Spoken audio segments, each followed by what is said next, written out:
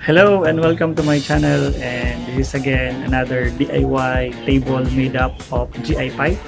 I hope you like my previous videos about doing a table also, which is made up of a GI pipe. Threaded, of course, we have to use threaded already. GI pipe, or those nipple, they call it.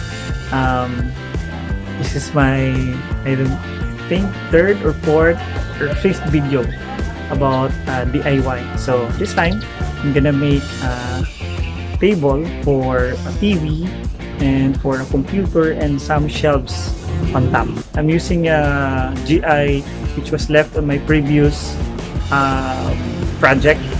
So you might see black colored GI already, which is already sprayed it and tried to recycle it and use it again for another video.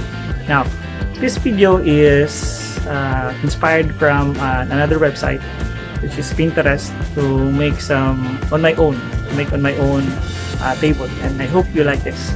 So watch out, and I hope you enjoy my video.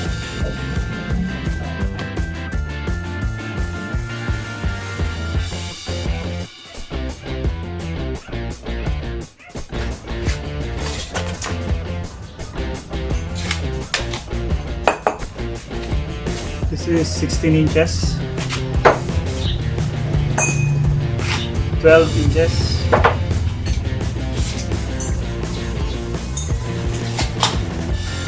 this is 8 inches, 7, this 7 inches,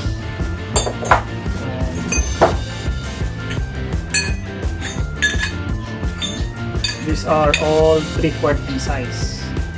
Okay, 3/4 inside. This is a special cut. This is a previous project on my print shop. So I use it for this one because I tried to dismantle my previous project and try to change it. So this is already a leftover. So I use it now for this table project.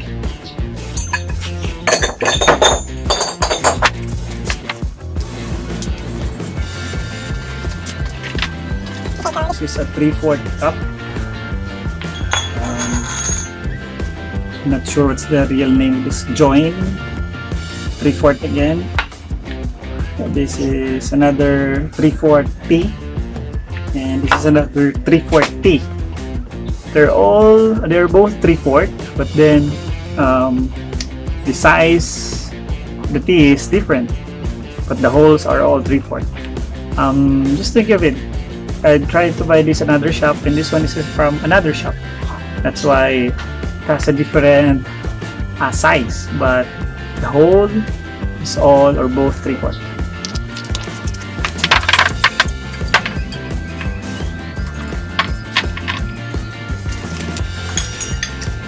This one is a 12 inches 1/2 size nipple. This one is, I think this is 10. Yeah, this is 10 inches. This is 1/2 size stopper, and this is 1/2 size elbow. And this both of this one is used for mounting for a wall for a flat surface. This is so-called flange, made up of brass or copper. So still you can buy this local hardware, but only few hardwares sell this one, sell them only.